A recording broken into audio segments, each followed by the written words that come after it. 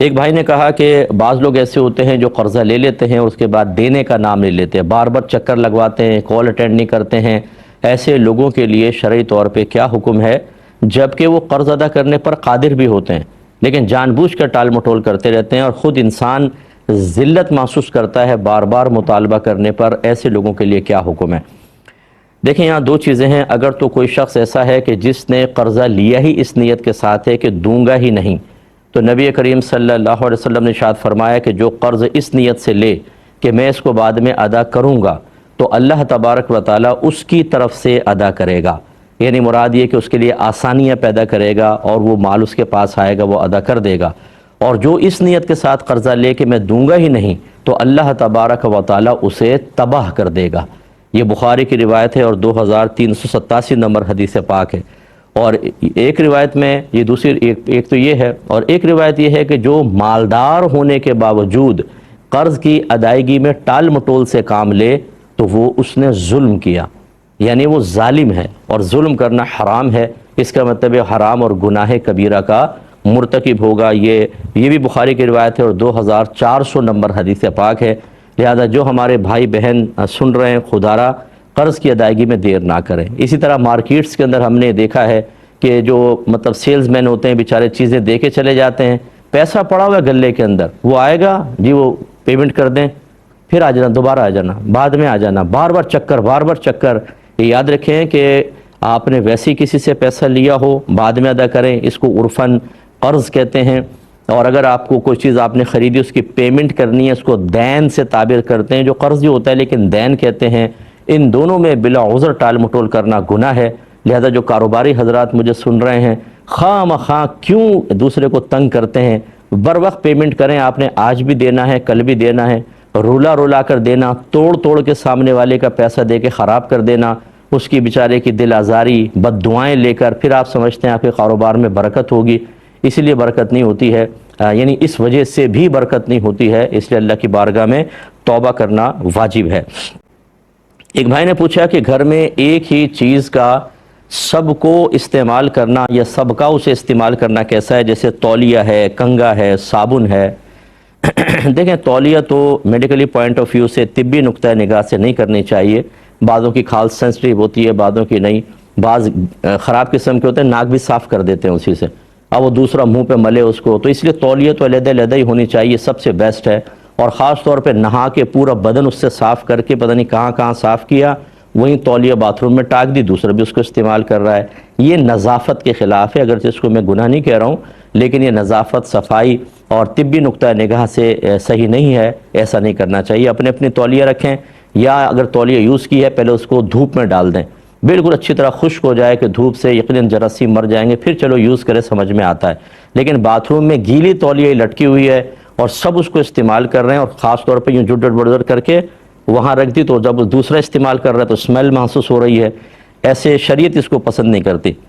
کنگا ایک دوسرے کا استعمال کرنے میں کوئی حرج نہیں ہے، بعض نے بزرگان دین نے بعض صورتوں میں منع کیا، لیکن یہ کوئی ایسی چیز نہیں ہے۔ اور اسی طرح صابن میں تو کوئی پرابلم نہیں ہے، کیونکہ جب آپ صابن یوز کرتے ہیں تو اوپر کا جتنا بھی حصہ ہے وہ تو ساتھ ہی دھل جاتا ہے، اور یہ ضرور کرنا چاہیے جیسے آپ نے یوں مل کے رکھ دیتے ہیں، پھر ہاتھ دھو کے نکل لیے، ایک دفعہ اس صابن کو بھی ذرا نیچے لا کے دھو لیں، صاف کر دیں تھوڑا سا، پھر رکھیں۔ کیونکہ اگر آپ واش روم سے آئے ہیں، آپ نے اس صابن پہ ہاتھ ملا، صابن ایسے رکھ دیا اور ہاتھ دھو لیے، تو جو آپ کے ہاتھ سے لگا وہ تو وہاں پہ لگا ہوا ہے، یہ بھی نظافت کے خلاف ہے، لیکن استعمال کرنا اس کو بھی جائز قرار دیا جائے گا، کوئی منع نہیں ہوتا۔ یہ کہتے ہیں کہ ہمارے یہاں جب دلہن کو رخصت کیا جاتا ہے تو سب اس کو گلے لگا کر رخصت کرتے ہیں، تو بعض اوقات خالہ کا بیٹا بھی گلے لگا کر، یعنی کزن بھی گلے لگا کر رخصت کر رہا ہوتا ہے، کیا یہ صحیح ہے؟ یہ بالکل صحیح نہیں ہے۔ دلہن کو تو ویسے باپردہ طریقے سے رخصت کرنا چاہیے کہ نامحرم کی نگاہ نہ پڑے، چاہے جائے کہ نامحرم اسے گلے سے لگا رہا ہو، یہ بالکل گناہ اور حرام ہے، اس سے بچنا چاہیے۔ خاندانی وہ تمام رسوم اور رواج کہ جو شریعت کے خلاف ہوں، گھر کے سرپرست کو چاہیے کہ اس کو ختم کر جائے، ورنہ یہ ناراض مت ہوئیے گا، آپ کے لیے اتنا بڑا گناہ جاریہ ہو سکتا ہے کہ آپ تصور نہیں کر سکتے۔ جتنا یہ اوائڈ کرتے رہتے ہیں نا اپنے گھر والوں کی خوشنودی حاصل کرنے کے لیے، ان کی رضا کے لیے، بچے کہتے ہیں ابو کرنے دیں، گھر والے کہتے ہیں کرنے دیں، باپ ان کے سامنے سرنڈر کر جاتا ہے، جب آپ فوت ہو جائیں گے یہ آپ کے لیے دعا بھی شاید نہ کریں۔ یا آپ کے لیے کوئی جلیں گے کڑیں گے، یہ نہیں پتہ ہوگا آپ کے ساتھ قبر میں کیا ہو رہا ہے اور میدان محشر میں کیا ہونے والا ہے۔ اسی لیے نبی کریم صلی اللہ علیہ وسلم نے ارشاد فرمایا کہ اللہ تبارک و تعالیٰ کی نافرمانی میں کسی مخلوق کی اطاعت جائز نہیں، یعنی اللہ تعالیٰ کی نافرمانی والے کاموں میں کسی کی اطاعت جائز نہیں ہوتی ہے، وہ چاہے بیوی بچے ہوں، بالکل اس سے اجتناب کرنا ہوگا۔ اور گھر کے سرپرستوں کو چاہیے کہ اچھی طرح تلاش کریں گھر میں کون کون سے خلاف شرع رسومات ہیں، اپنی زندگی میں اسے ختم کر جائیں، کم از کم اس کے خلاف اسٹینڈ لیں۔ اب گھر والے نہیں مانتے، وبال ان پر ہوگا، آپ پر نہیں، ورنہ آپ کے لیے گناہ جاریہ۔ بہن نے فرمایا کہ فجر کی نماز کے بعد قضا نماز ادا کر رہے تھے کہ نماز کے دوران سورج طلوع کر آیا تو اس نماز کا کیا حکم ہوگا؟ دیکھیں، جب سورج طلوع کر آیا تو آپ کو یہ نماز توڑ دینی چاہیے تھی، اس کو توڑ دیں اور بعد میں اس کی قضا ادا کریں گی۔ ایک انہوں نے کہا کہ وضو ٹوٹنے میں شک تھا، ایک نماز تو پڑھ لی تھی، دوسری نماز میں شک تھا کہ پتہ نہیں ٹوٹا نہیں ٹوٹا، نماز پڑھ لی، بعد میں یقین حاصل ہو گیا کہ وضو نہیں تھا۔ دیکھیں، جب وضو کا ٹوٹنے کا یقین حاصل ہو جائے تو پھر اس کا مطلب ہے آپ کی وہ نماز نہیں ہوئی، آپ کو دوبارہ وہ نماز ادا کرنی ہوگی۔ اگر وقت نکل چکا ہے تو قضا کرنی ہوگی، اگر وقت باقی ہے تو دوبارہ وضو کر کے دوبارہ اس نماز کو ادا کریں گے۔ میں نے دیکھیں، یہ بہنوئی سے جھگڑا ہوا کسی کا، بھائی وغیرہ کا کس کا، تو اس نے فون پر کہا کہ میں نے آپ کی بہن کو طلاق دے دی ہے، 3 بار اس نے کہا۔ دیکھیں، یہ کلیئر اپنی زوجہ کو ہی دے رہا ہے، یقینی سی بات ہے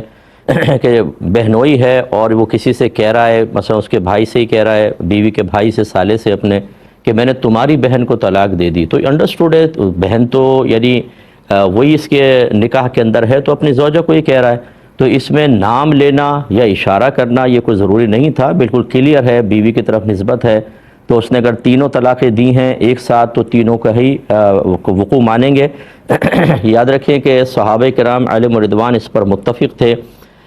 چاروں ائمہ، امام اعظم، امام شافعی، امام مالک، امام احمد بن حنبل اور رضی اللہ عنہم، اور جتنے 1400 سال میں اکابرین امت گزرے ہیں، سب اس پر متفق ہیں کہ ایک وقت کی 3 طلاقیں 3 ہی ہوں گی۔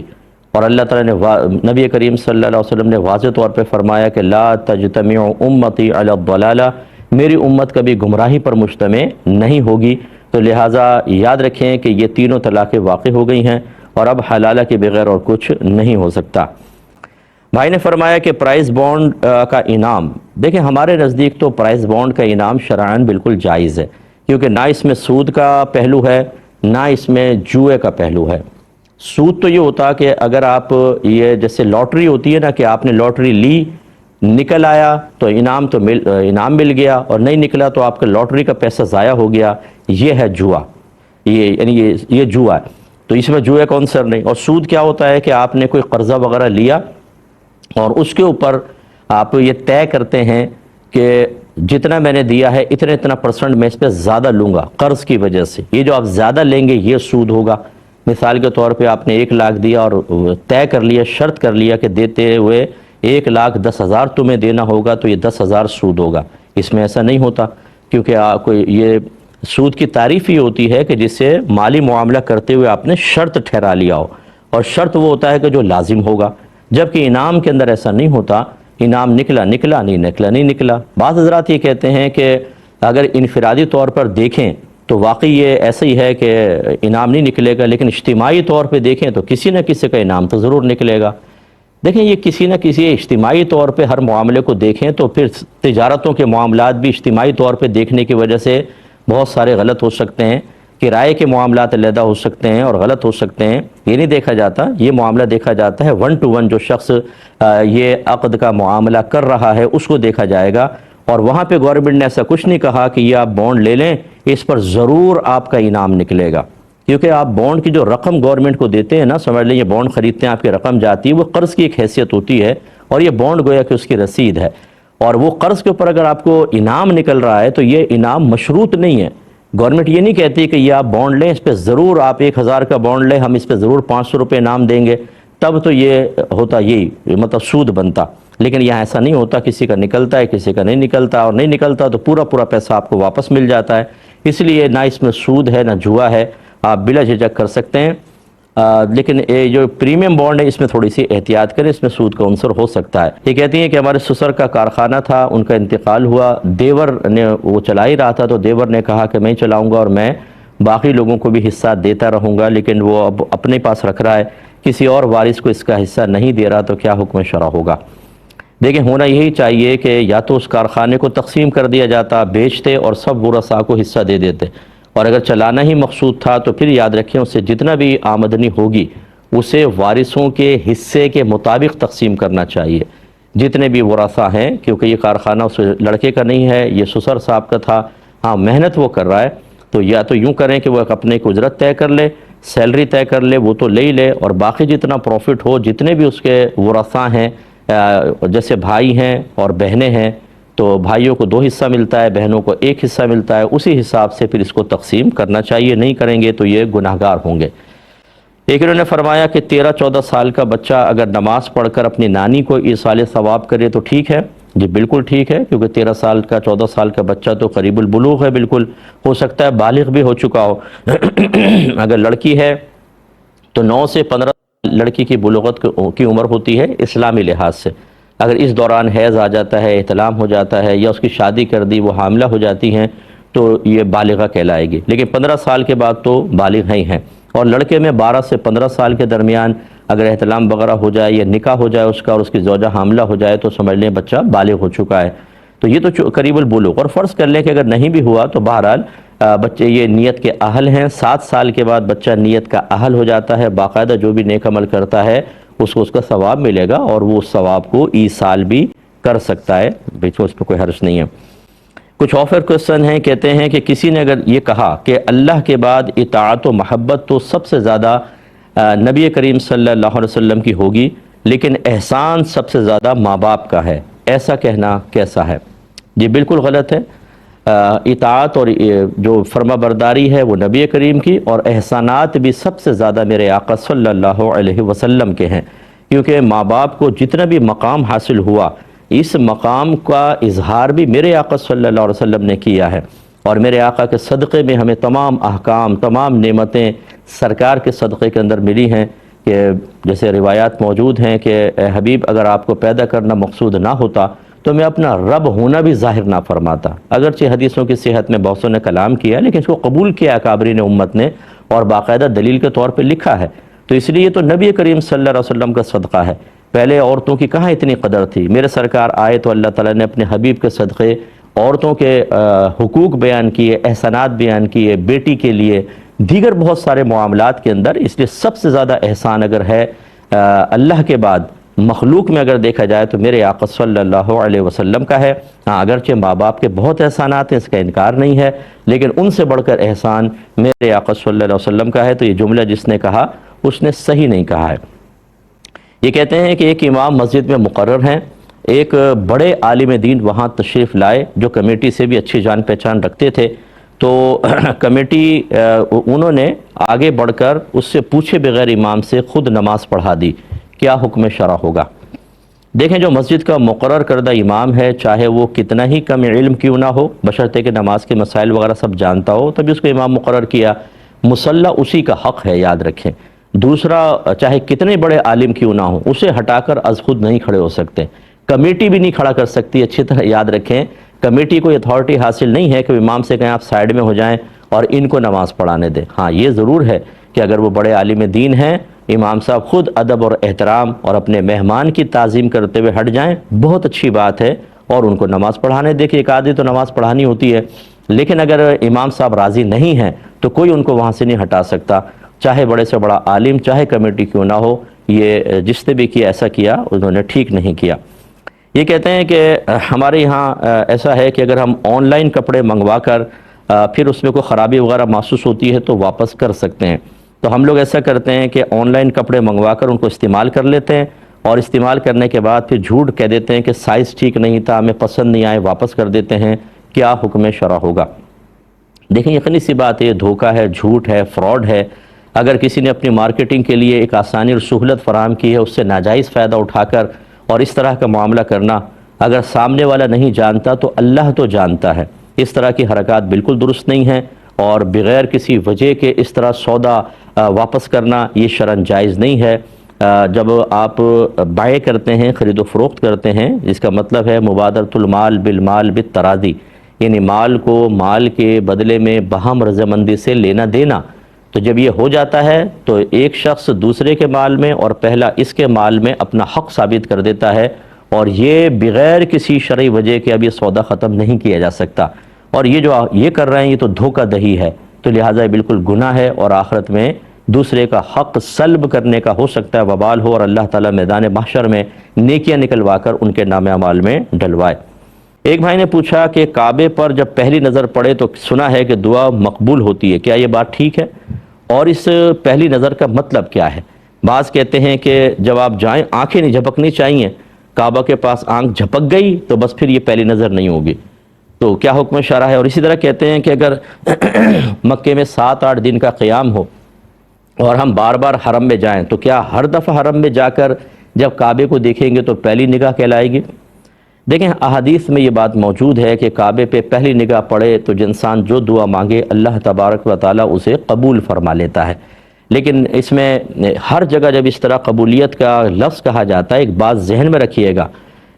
کہ تقدیر مبرم تبدیل نہیں ہوگی۔ اگر اللہ تبارک و تعالیٰ کا ازلی فیصلہ اس کے خلاف ہے تو اللہ تعالیٰ اس کو بعین ہی آپ کی مرضی کے مطابق پورا کر دے، یہ ضروری نہیں ہے۔ ہاں اللہ تعالیٰ اس کا کوئی متبادل آپ کو دے سکتا ہے، آلٹرنیٹ دوسری چیز دے دے گا، یہ آپ کی دعا کو محفوظ رکھے گا اور میدان محشر میں اس کا بہترین بدلہ دے گا۔ اس لیے بعض لوگ ایسے ہوتے ہیں کہ جب حدیث کے اندر کوئی بات آئی ہوتی ہے کہ آپ یہاں دعا مانگے، ان الفاظ سے مانگے، مقبول ہوگی، تو کہتے ہیں مقبول تو ہوئی نہیں، تو انہیں شک پیدا ہوتا ہے کہ شاید یہ حدیث ٹھیک نہیں ہے۔ حدیث اپنے مقام پہ ٹھیک ہے، لیکن قبولیت کی صورتیں اصل میں اس شخص کے ذہن میں نہیں ہوتی ہیں۔ تو بہرحال کعبے پہ پہلی نگاہ پلک جھپکنے وکنے کا کوئی مسئلہ نہیں ہوتا۔ آپ فرسٹ ٹائم جب کعبۃ اللہ کے پاس جاتے ہیں تو آپ جیسے نگاہ ڈالتے ہیں چاہے 10 دفعہ پلک جھپک جائے، یہ پہلی نگاہ ہے، آپ دعا فرمائیں، اور اللہ کی رحمت بہت بڑی ہے،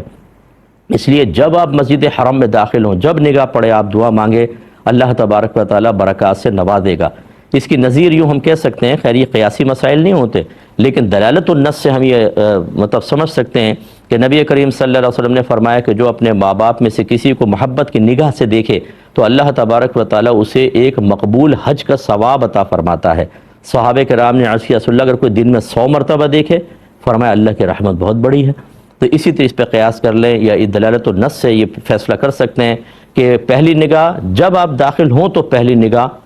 دعا مقبول، تو اللہ کی رحمت بہت بڑی ہے، آپ دعا مانگا کریں۔ یہ کہتے ہیں کہ نئے گھر میں اگر شفٹ ہو رہے ہوں تو اس کے لیے کیا قرآن خوانی ضروری ہوتی ہے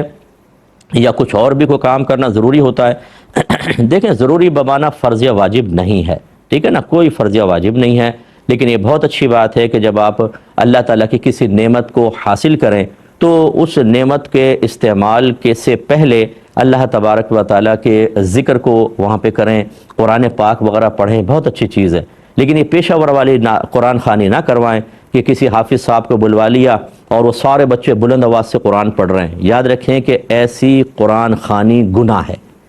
ہاں اگر وہ آتے ہیں اور اس پہ کوئی اجرت نہیں لیتے، یہ اجرت لینا بھی قرآن پڑھنے پہ اجرت لینا بھی گناہ ہے، یاد رکھیں طاعت پر اجرت گناہ ہوتا ہے، جبکہ سخت ضرورت نہ ہو، جیسے امام ہیں، استاد ہیں، مؤذن ہیں، خادم ہیں، کہ اگر ان کو اجرت پہ نہ رکھا جائے، ان کو اجرت نہ دی جائے، سیلری نہ دی جائے تو یقینی سی بات ہے دوسرے کام بھی کریں گے اپنے گھر چلانے کے لیے، تو پتہ چلا کہ یہ حافظ صاحب تو وہاں بیٹھے ہوئے ہیں دکان کے اوپر، یہاں اذان کی ضرورت ہے۔ اس وجہ سے چونکہ کار دین صحیح طریقے سے ادا نہ ہو پاتا تو فقہا نے بعض چیزوں میں طاعت پر اجرت لینے کو جائز قرار دے دیا، لیکن حقیقتاً اور اصلاً کسی بھی نیکی پر اجرت لینا گناہ ہوتا ہے، تو یہ قرآن خوانی پر اجرت لینا گناہ ہے، یاد رکھیں۔ اس لیے حافظ صاحب کو پہلے کہہ دیں آپ تشریف لائیں، قرآن پڑھیں، ہم آپ کو کچھ بھی نہیں دیں گے، صراحتاً کہہ دیں، پھر بعد میں آپ چاہے کچھ دینا چاہیں کوئی الگ بات ہے، وہ کوئی مسئلہ نہیں ہے، اور آ کے سب بالکل آہستہ آہستہ پڑھیں۔ یہ جو حافظ صاحب ہوتے ہیں بعض اوقات زور سے پڑھو زور سے پڑھو، وہ بچے چیخ چیخ کے پڑھ رہے ہوتے ہیں، جیسے مدرسے میں تو چل جاتا ہے، وہ تعلیم و تعلم ہے، میں قرآن خوانی کی بات کہہ رہا ہوں،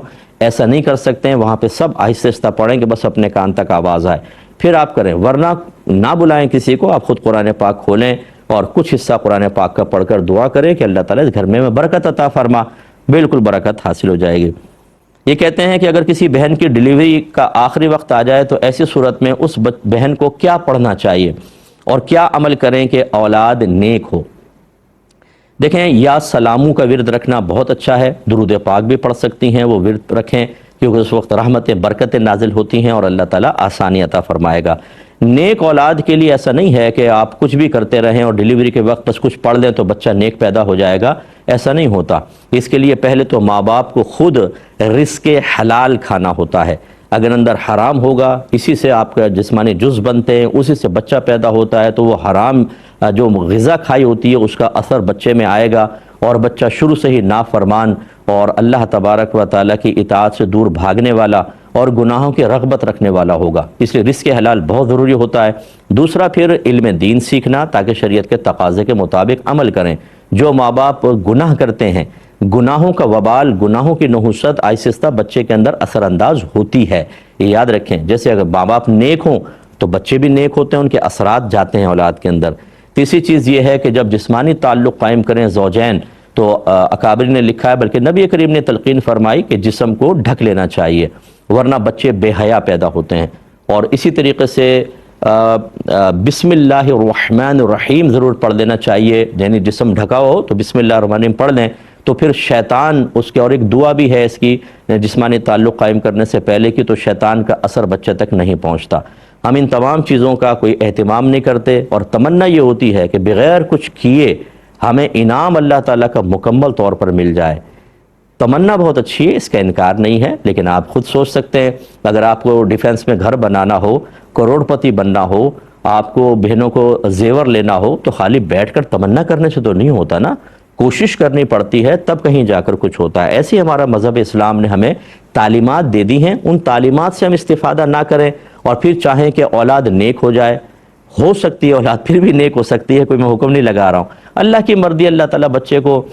کسی ایسے لوگوں سے ملوا دے کہ ماں باپ بعض اوقات نیک نہیں ہوتے، نہ تربیت کرتے ہیں، نہ دین سکھاتے ہیں، لیکن بچہ ایسے لوگوں کے درمیان چلا جاتا ہے جن سے دین سیکھ لیتا ہے، نیک پرہیزگار بن جاتا ہے۔ اس میں بہرحال ماں باپ کا کوئی کمال نہیں ہوتا، یہ بھی پاسبل ہے، لیکن اکثر میں نے یہ دیکھا ہے، میرے 34 سالہ جو تبلیغ دین کی میری زندگی ہے، کہ جب ماں باپ کیئر نہیں کرتے ہیں، خود سنجیدہ نہیں ہوتے ہیں، تو بچے عموماً نیک نہیں بنتے ہیں بلکہ وبال جان بن رہے ہوتے ہیں۔ اس لیے تھوڑا سا خیال رکھیں۔ کسی نے کہا کہ چمڑے کی جیکٹ پہننا اور اس میں نماز پڑھنا کیسا ہے، اور اگر پتہ چل جائے کہ یہ سور کے چمڑے کی بنی ہوئی ہے تو کیا حکم شرع ہوگا؟ دیکھیں، سور کی ہو تو پھر تو کوئی اس میں رعایت نہیں مل سکتی ہے کہ سور کا ایک ایک جز حرام ہے، ناپاک ہے، تو اس میں اگر آپ نے پہن کے نماز پڑھ لی اور بعد میں پتہ چلا یہ نماز نہیں ہوئی، دوبارہ اس کو پڑھنا ہوگا۔ باقی کسی بھی جانور کی، چاہے شیر کی ہو، چیتے کی کھال ہو، مگرمچھ کی ہو، فرض کر لیں کسی بھی جانور کی کھال ہو، اگر اس کو پہلے خشک کر لیا گیا،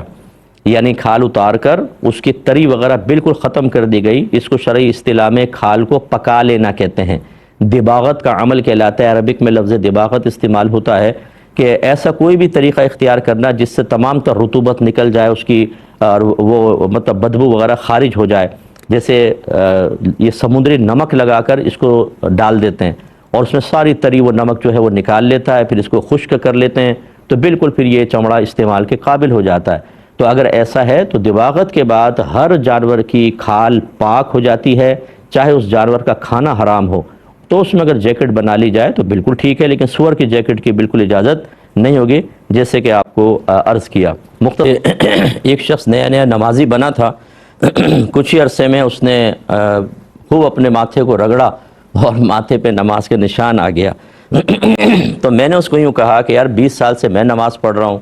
میرے ماتھے پہ نشان نہیں آیا، امام صاحب 40 سال سے نماز پڑھ رہے ہیں، ان کے ماتھے پہ نشان نہیں آیا، تو تم نے کیوں رگڑ رگڑ کے نشان بنا لیا؟ تو اس پر وہ شخص ناراض ہو گیا اور اس نے کہا کہ اب میں نماز پڑھنے نہیں آؤں گا، اور پھر وہ بعد میں نہیں آیا۔ تو کیا اس کا وبال مجھ پر ہوگا یا نہیں؟ دیکھیں، یہ چونکہ معاملہ بین بین ہے، وبال ہو بھی سکتا ہے اور نہیں بھی ہو سکتا، یہ مشیت الہی پر موقوف ہے، کیونکہ جب آپ کی نیت اس کو نماز سے بھگانے کی نہیں تھی، آپ تو یہ کہنا چاہ رہے تھے کہ یار یہ آپ نے جو زبردستی نشان بنانے کی کوشش کی ہے، یہ ہو سکتا ہے ریاکاری ہو اور اس پر آپ کو گناہ ملے، سزا ملے، تو آپ ایسا نہ کریں۔ اب اس کا ناراض ہونا بیجا تھا، لیکن دوسری چیز یہ ہوتی ہے کہ آپ نے اس کی ذہنی صلاحیت اور اس کے پہلے طبیعت، کیفیت کو کیوں نہیں جانچا پرکھا کہ میں اگر یہ بات کہوں گا تو کیا رزلٹ نکلے گا۔ بہت سارے لوگ ایسے ہوتے ہیں جن کو تبلیغ دین کرنی بالکل نہیں آتی. وہ نہیں دیکھتے کہ موقع محل کیا ہے، سامنے والے کی طبیعت کیا ہے، مقتضائے حال کیا ہے، یعنی مجلس اور محفل میں بیٹھے ہیں، یہاں پر بات کہنی چاہیے نہیں کہنی چاہیے، تنہا کہنی چاہیے سب کے سامنے. وہ کہتے ہیں میں تو حق بات کہتا ہوں. بھائی حق بات کہنے کے لیے بھی ایک موقع کی مناسبت چاہیے. اس میں پھر وہ ہر طرح کے جملے کہہ دیتے ہیں، سامنے والا بیچارہ بیڈ فیل کر جاتا ہے اور نقصان ہوتا ہے. لہذا چونکہ اس میں دونوں پہلو ہیں، آپ اللہ کی بارگاہ میں بہرحال توبہ کریں. اور میرا مشورہ یہ ہے کہ اس کے پاس جا کر آپ عاجزی اختیار کرتے ہوئے، اگرچہ آپ نے غلط نہیں کہا لیکن آپ کہیں گے مجھے دل آزاری ہوئی، میں آپ سے معافی چاہتا ہوں، لیکن آپ آئیے نماز پڑھیں. اور ان کو وہ حدیثیں دکھائیں کہ جس میں ریاکاری کے اوپر آخرت میں سزا بیان کی گئی ہے، اور آپ کہیں کہ میرا مقصد بہت اچھا تھا، دیکھیں اگر آپ ایسا کریں گے تو ایسا ہوگا. یہ تو چلیں ایک ایسی چیز تھی کہ اس میں دونوں پہلو نکل رہے تھے. لیکن میں ضمناً اسی سوال کے ضمن میں کچھ لوگوں سے گزارش کرتا ہوں کہ بعض اوقات ایسا ہوتا ہے کہ کسی کو کلمہ کفر کہنے پر مجبور کر دیا جاتا ہے. جیسے مثال کے طور پہ کسی کو سمجھایا کہ یہ سنت ہے آپ اختیار کریں، اس نے سستی کی تو جواب میں فوراً یوں کہہ دیتے ہیں یا تم کافر ہو کہ تم یہ نہیں کر رہے ہو. وہ کہتا ہے معاذ اللہ ہاں میں کافر ہوں. تو یہ آپ نے اس کے منہ سے کفر نکلوایا. ایسا کہنے کی ضرورت کیا تھی آپ کو؟ اس پر آپ کا سخت گرفت ہوگی اور اس میں یہ شخص بھی